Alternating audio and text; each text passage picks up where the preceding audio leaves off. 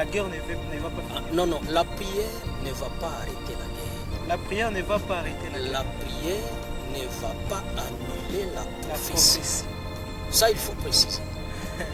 Je peux prier, moi quand je prie, Seigneur, protège-moi Oui, pendant cette guerre, oui, pendant cette épreuve. oui. Voilà ma prière. Protège-moi. Ce monde doit passer par les jugements. Révélation TV, la chaîne du message, vous présente dans quelques instants. Très chers téléspectateurs, frères et sœurs, que Dieu vous bénisse richement. Vous êtes nombreux, scotchés, branchés, en train de suivre votre chaîne, la chaîne du message, la Révélation TV. Et vous êtes peut-être aux États-Unis, en France, en Afrique, en République démocratique du Congo et dans toutes les 26 provinces, en train de suivre votre chaîne. Nous vous disons shalom, que Dieu vous bénisse. Et à pareils instants, nous sommes très heureux encore une fois de plus de recevoir le pasteur, le serviteur de Dieu, Lambert Bahati, à qui nous disons shalom. Shalom bien-aimé. Que Dieu vous bénisse. Qu'il vous bénisse aussi. Amen. Comment vous allez, cher pasteur? Je me porte très bien par la grâce de Dieu. Voilà, nous sommes très heureux de vous accueillir sur notre plateau, surtout aujourd'hui. Et nous apprenons que vous êtes pasteur de Wicha, c'est ça? Je suis pasteur de Wicha, Oui. dans le territoire de Béni, précisément. Territoire de Béni. Voilà. Quelles sont vos premières impressions par rapport à la chaîne du message et par rapport à notre petit plateau? Ok, mes impressions sont bonnes. Oui. Je trouve que vous avez choisi un bon moment Oui. et un bon endroit aussi pour nous permettre d'échanger autour de la parole de Dieu. D'accord, que Dieu vous bénisse, pasteur. Merci vraiment d'avoir accepté notre invitation. Merci à toi. Voilà, avec le pasteur, nous allons essayer de parler un peu sur que dit le message de Frère Branham par rapport à la situation sécuritaire ou à la situation de guerre. Nous sommes à l'Est, nous sommes au Nord Kivu et ça fait à peine des décennies et des décennies, des années où le peuple gomatracien, nord-kivusien, surtout l'Est, vit toujours dans la situation de guerre. Nous recevons le pasteur Lambert Bahati de Owicha, dans le territoire de Béni, qui va essayer un peu de nous parler sur quel est le message par rapport à toute cette situation que nous sommes en train de vivre, nous à l'Est de la République démocratique du Congo. Merci beaucoup, Frère Isaac. Si nous parlons de la guerre, Oui. c'est un sujet très sensible, très important, qui préoccupe tout le monde. Alors, que dit le message au sujet de l'insécurité, Oui. la guerre, qui n'est pas seulement au Congo? Oui. Si vous examinez, vous trouverez que la guerre n'est pas seulement au Congo, Oui. même en Israël. Oui. Et partout ailleurs, on parle de la guerre. Et nous nous posons la question par rapport au message. Que dit le message? Si nous disons le message, nous voulons dire la Bible. Justement. Parce que quand le prophète Branham a parlé de la guerre, il s'est inspiré de la Bible. Et le plus souvent, vous trouverez dans beaucoup de ces citations, il se réfère à Matthieu 24. C'est dans ce passage que le Seigneur a parlé de la guerre, des bruits des guerres, des nations qui vont s'élever les unes contre les autres. Si nous pouvons les lire dans les livres de Matthieu 24, c'est là où nous trouvons ces passages. Et Matthieu 24, verset 3. Il s'assit sur la montagne des Oliviers et les disciples vinrent en particulier lui faire cette question. Dis-nous quand cela arrivera-t-il et quel sera le signe de ton avènement et de la fin du monde? Jésus leur répondit, prenez garde que personne ne vous séduise, car plusieurs viendront sous mon nom, disant, c'est moi qui suis le Christ. Et ils séduiront beaucoup de gens. Au verset 6, vous entendrez parler de guerre et de bruit de guerre. Gardez-vous d'être troublés, car il faut que ces choses arrivent. Mais ça ne sera pas la fin. Jésus-Christ était en train de répondre à ses disciples qui lui avaient posé des questions par rapport à la destruction du temple, aux signes qui précéderont son retour et aux signes de la fin du monde. Et maintenant, comme nous parlons des guerres, c'est la deuxième question parmi les trois. La guerre est citée ici comme un des signes qui précéderont le retour du Seigneur. Parce que là, il ne faut pas confondre le retour du Seigneur et la fin du monde. Ok. Actuellement, nous attendons parler des guerres en Ukraine, en Israël, au Congo. C'est un signe qui précède la venue du Seigneur. Voilà. Et le frère Branham, dans les messages, qui dites-vous que c'est? Nous allons chercher ce que Branham dit. Qui dites-vous que c'est? C'est un message prêché le 27 décembre 1964 au paragraphe 59. J'ai dit, or, nous le savons, nous en sommes conscients. La terre vient d'éprouver de grandes douleurs d'enfantement. Et l'Église éprouve des douleurs d'enfantement. Il lui a fallu éprouver les douleurs de l'enfantement avant de pouvoir donner chacun des prophètes. Quand ils sont venus au monde, c'était une douleur d'enfantement. Pour l'Église, le monde a souffert de la première guerre mondiale, une seconde guerre mondiale, et maintenant, il est prêt pour une troisième guerre mondiale. Il est de nouveau dans les douleurs de l'enfantement. Mais il n'y a qu'une chose qui puisse amener la paix, c'est le retour de Christ. Voilà. Donc c'est seulement le retour de Christ qui peut amener la paix. Oui. Toutes ces guerres dont vous entendez parler, Oui. elles sont les signes Oui. du retour du Seigneur. C'est ça un peu dans mon mot d'introduction. Et aux autres questions que vous allez poser, je tâcherai de répondre. Oui. Oui. Donc, la guerre est prophétique. Oui. C'est un signe qui précède le retour du Seigneur Jésus-Christ. Pasteur, donc c'est pour autant dire que la guerre doit nécessairement être. Et nous avons lu dans le verset 6. Oui. Vous entendrez parler des guerres et des bruits des guerres. C'est le Seigneur qui parle. Oui.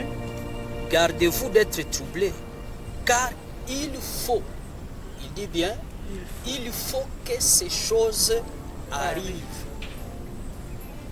C'est une prophétie. Oui. C'est le Seigneur Jésus-Christ qui parle. Oui. Il dit, il faut que ces choses arrivent. Donc il faut que la guerre arrive. Voilà.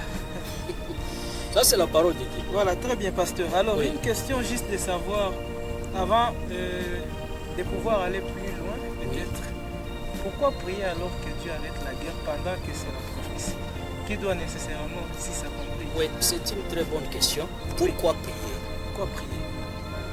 Mais le Seigneur Jésus Un jour, il était en train de parler à ses disciples. Il dit,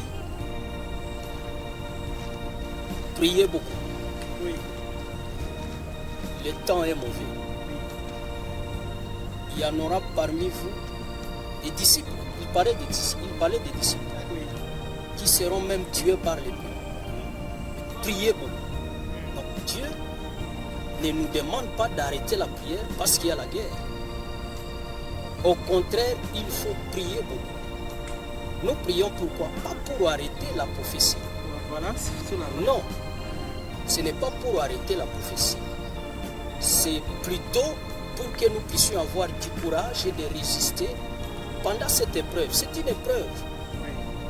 La guerre, c'est une épreuve. Ça nous déstabilise. Oui. Nous nous déplaçons de nos villages. Oui. Les gens sont tués. Oui. Pendant ce temps, c'est la détresse. Et la foi de beaucoup de beaucoup de monde est en train de bouger. Oui. Alors, pour se maintenir dans la foi, il faut prier. Prier.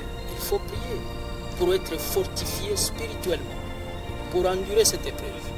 Donc je comprends, pasteur. La prière, c'est juste pour donner la force d'endurer les épreuves. Oui, oui. Mais pour dire que la guerre ne va pas Ah, finir. non, non, la prière ne va pas arrêter la guerre. La prière ne va pas arrêter la guerre. La prière ne va pas annuler la La prophétie. prophétie.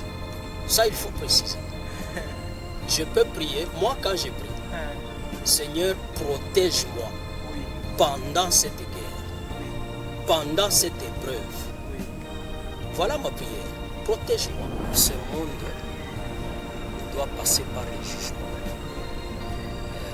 Alors, si nous prions, nous devons être sages dans nos prières.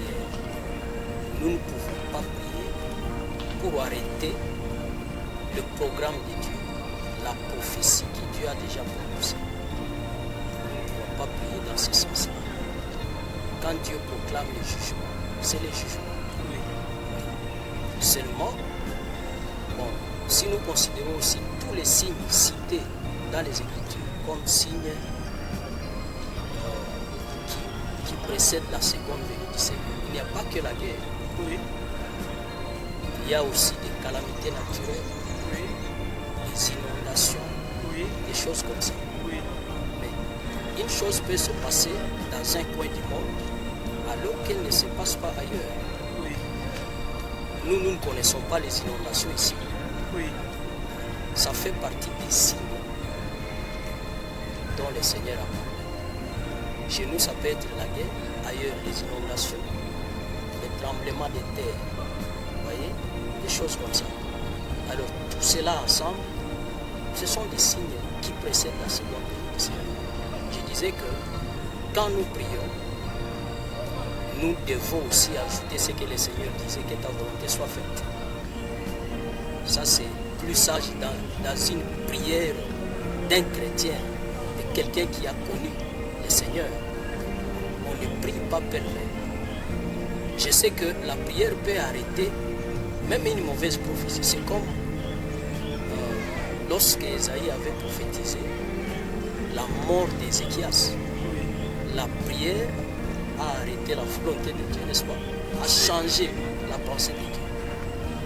Mais il y a aussi ce que nous dirions aussi des choses verrouillées, hein, que Dieu ne peut pas changer. Lui, il a déjà proclamé que le monde doit être jugé, doit passer par les jugements. Quand nous prions, nous devons être sages dans nos prières. Voilà, pasteur, merci beaucoup. Merci beaucoup. Maintenant, pasteur, qu'en est-il quand ça commence à arriver jusqu'au point où on tue toute l'église? Ce n'est pas aujourd'hui que ça commence, mon frère. Pendant que l'église aussi, ce sont des enfants de Dieu, c'est l'épouse de Dieu. Et je me rappelle, frère Branham dit que s'il y a encore une petite paix sur la terre, c'est parce que l'épouse est encore là. C'est parce que l'épouse est encore là, c'est la vérité. Mais nous devons savoir que ce n'est pas aujourd'hui que ces gens d'événements arrivent. La tuerie en masse. Oui. Les assaillants entrent dans une église et tuent tout le monde. Oui. Nous pouvons nous rappeler de l'histoire des martyrs dans la Bible et même dans l'histoire, n'est-ce pas? Vous pouvez trouver des croyants en plein culte et on les extermine. Même aujourd'hui, dans des pays où on n'accepte pas le christianisme, Oui. les chrétiens sont en train d'être massacrés. Oui. Donc, ce sont des événements qui arrivent et au vie du Seigneur. J'ai toujours essayé un peu de consoler les enfants de Dieu que Dieu, ce corps que nous portons ici, il ne compte pas ce corps ici. N'est-ce pas? Ce corps peut être détruit, Dieu ne voit pas qu'il y a quelque chose qui était perdu. Non. Il ne va rien regretter. Non, il ne va rien regretter parce que d'abord, il te récupère vite. Oui. Il disait un jour à ses disciples, ne craignez pas celui qui tue la chair, mais craignez plutôt celui qui peut tuer l'âme. Oui. Donc le corps ici, bon, on a massacré les frères, on a tué, mais Jésus lui-même était tué. Qu'est-ce que vous dites de ça? Jean-Baptiste était tué. Un saint, Oui. des saints étaient massacrés. Donc quand ça nous arrive, nous les enfants de Dieu, bien sûr c'est douloureux, mais on sait que c'est la volonté de Dieu. Donc c'est un fait normal. C'est un fait normal, c'est normal. Oh là. Voilà, merci Vous beaucoup. savez, dans la Bible, Oui. il y a des gens qui sont passés par des épreuves, Oui.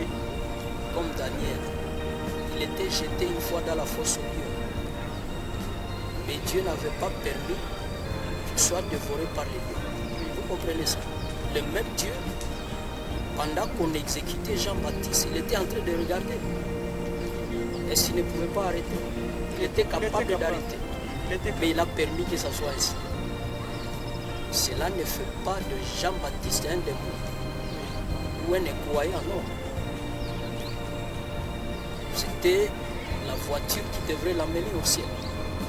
La tuerie par une épée, c'est ça. Maintenant, pasteur, en tant que patriote, moi, un frère en Christ, je ne peux pas me défendre.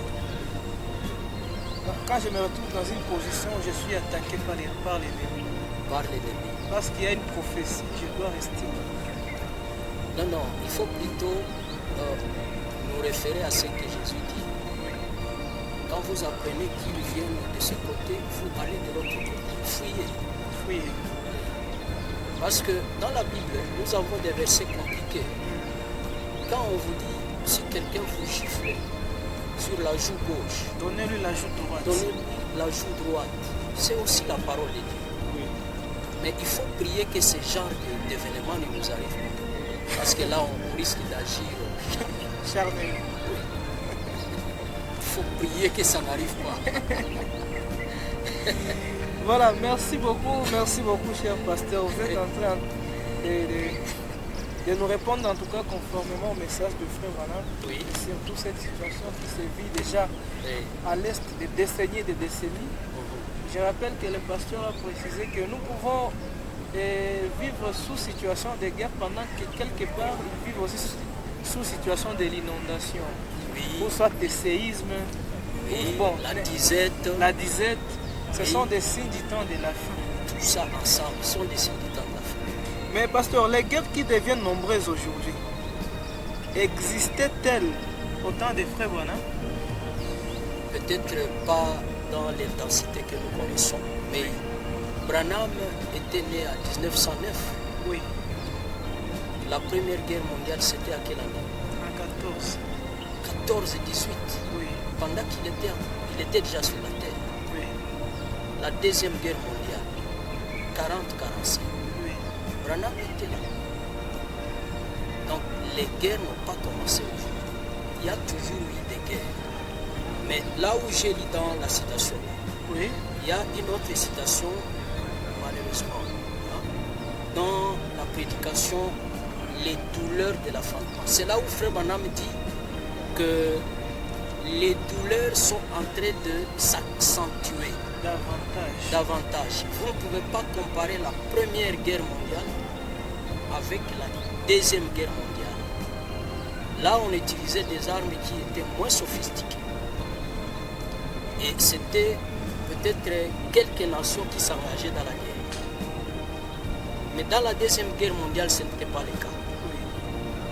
Il y a eu des bombes, des armes très sophistiquées, plus que dans la première guerre mondiale. La troisième guerre mondiale, celle qui se prépare, ça sera une guerre atomique. On utilisera des armes très très très sophistiquées. Et Branham dit, on ne peut pas reculer. Il faut que cette douleur-là aille de l'avant. Et il prend l'exemple d'une femme qui est en train de passer par les douleurs de la femme. Il vous dit carrément, si les douleurs diminuent, il y aura un problème dans l'accouchement de cet enfant. Il faut que la douleur s'accentue. La douleur s'accentue parce qu'il y a une vie qui vient, une vie qui arrive. Pour nous, quand nous prenons maintenant toutes ces douleurs, nous parlons alors des guerres, des guerres, des guerres. Il y a quelque chose qui va naître. Il y a un nouveau monde qui arrive. Ce monde ancien, corrompu, va passer. Nous attendons un nouveau monde, un nouveau royaume, un nouveau monde. Alors, toutes ces douleurs-là, d'ailleurs, quelqu'un qui est très spirituel dirait que s'accentue davantage. Que les guerres deviennent pour que, au centime. Pour que l'accomplissement, en fait, puisse arriver. Pasteur, donc un chrétien ne devrait pas même prier. Il devait plutôt dire merci Dieu. En quelque sorte, vous pouvez dire merci parce que je vois ta parole s'accomplir. Ça réjouit les chrétiens quand ils voient l'accomplissement de la parole. Parce que si ces guerres n'arrivaient pas, on dirait que Jésus avait menti. Oui. Mais quand on voit l'accomplissement, ça nous fortifie. Au lieu de nous décourager, c'est ce que je dirais même à nos téléspectateurs, au lieu de se décourager, au lieu de paniquer, il faut plutôt dire gloire à toi Seigneur, parce que je vois l'accomplissement de ce que toi tu as dit d'avance. L'accomplissement de la parole de Dieu fortifie les enfants de Dieu. Voilà, merci beaucoup. Pasteur, nous voyons un peu en âge avancé et surtout vous vivez dans les territoires de Beni, Wicha, là où au moins vous vivez. Vous vivez les massacres, le fait. Comment ça vous fait, vous, dans le cœur? En tant qu'humain, en tant que chrétien, surtout en tant que pasteur.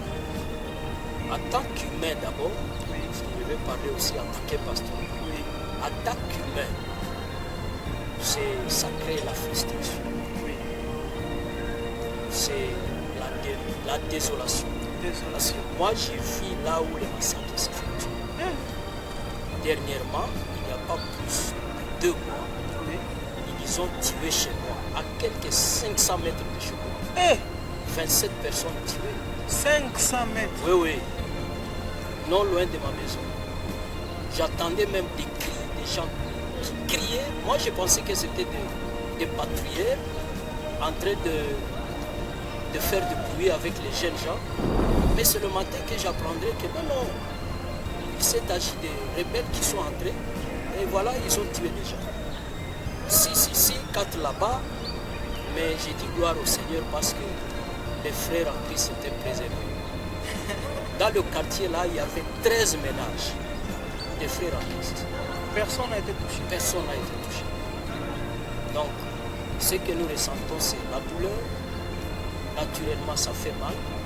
Mais en tant que pasteur, je suis encouragé par la parole de Dieu. Surtout quand je vois qu'il est en train de nous écouter dans nos prières. Nous lui disons, protège-nous pendant ces temps difficiles. Et il nous écoute. Mais vous allez me poser la question, comment les autres sont morts? Comment? Je vous réponds par l'exemple que j'ai donné un peu avant. Oui. Le Dieu de Daniel, c'est le même Dieu de Jean-Baptiste. Mais si Daniel est protégé, Jean-Baptiste est tué. Voilà. Alors que nous sommes tous enfants de Dieu. Voilà, merci beaucoup, merci beaucoup. Petit à petit, nous allons vers la fin de notre émission. Merci. Nous avons quand même écouté la sagesse de Dieu par le pasteur Lambert Bahati de Wicha dans le territoire de Beni. Là où au moins tous les massacres possibles se passent et le pasteur est quand même témoin et des événements qui qu'il voit à ses propres yeux et d'autres qu'il apprend à quelques kilomètres de chez lui. Pasteur, maintenant, quel est l'état de l'Église par rapport à tous ces événements? Est-ce que ça vous donne vraiment quoi? Ça vous donne l'accès à tous les villages pour évangéliser, ou bien ça vous rend limité? Nous sommes limités, mon frère, très limités même. Il y a même des églises qui se sont déplacées. Oui. Oui, certaines églises qui ne fonctionnent plus là où elles étaient auparavant à cause de la guerre. À cause de la guerre. Elles viennent se concentrer dans la commune, dans la cité, fuir la guerre. Alors, c'est un problème sérieux. Nous sommes en train de demander aux enfants de Dieu de continuer à nous soutenir Dans la prière. Oui, oui. Mais, parce que nous savons que tout ce qui a un commencement a aussi une fin. aussi. Mais au lieu de la guerre, pasteur, t'as mis encore les séismes.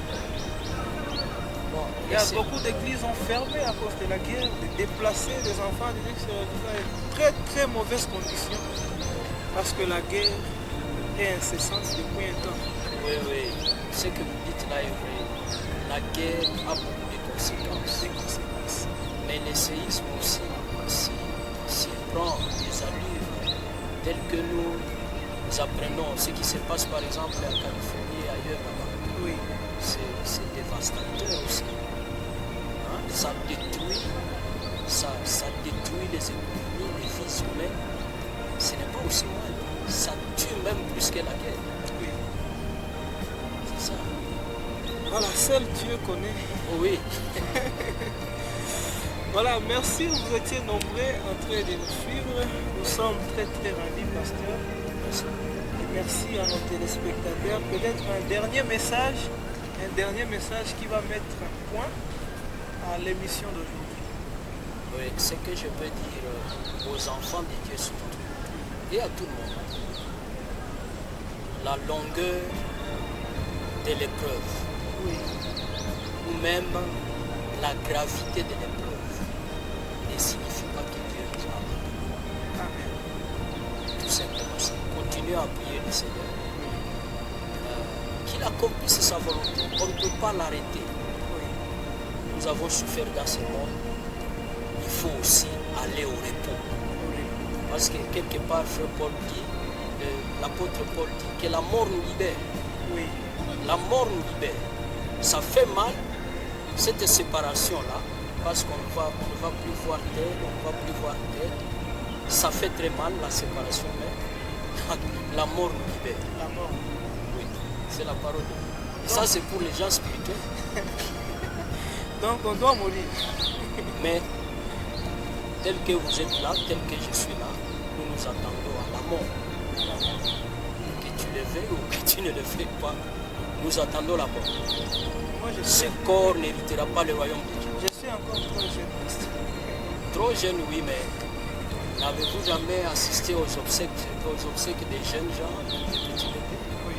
Si tu vis là, c'est la grâce de Dieu.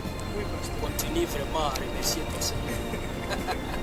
Voilà, merci beaucoup, que Dieu vous bénisse. Merci. Nous avons parlé avec le pasteur, quel est le message de l'heure par rapport à la situation des guerres. Et il a essayé un peu de nous décortiquer. Vous étiez nombreux, que Dieu vous bénisse.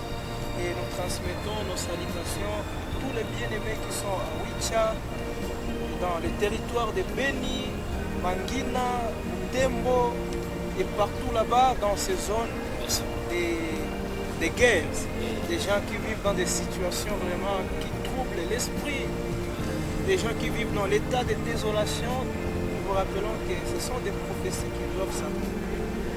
Nous fixons seulement nos yeux sur ce que l'Éternel a dit et restons fidèles au message de Dieu. Merci. Pasteur, que Dieu vous bénisse. Dieu vous bénisse aussi, mon Nous frère. serons très ravis de vous revoir encore prochainement sur notre émission. Dieu voulant. Je le crois.